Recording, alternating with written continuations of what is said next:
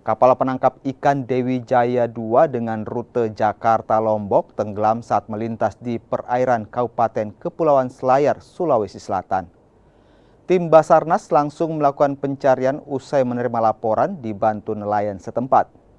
Dari 35 orang penumpang kapal, 11 orang ditemukan terdampar di 3 pulau di Kecamatan Takabonerate, yakni Pulau Jampea, Kayuwadi, dan Rajuni. Sementara 2 orang meninggal dunia.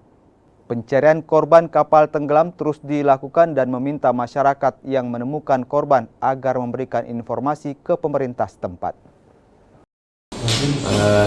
Satu orang yang selamat, maka korban tersebut adalah sekitar semuanya 13 orang dan dalam pencarian itu masih ada 24 orang.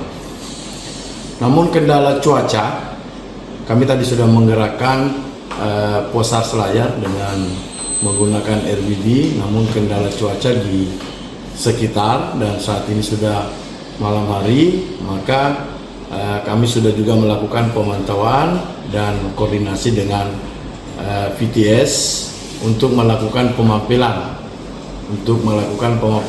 Di mana jalur tersebut ini juga jalur transportasi laut.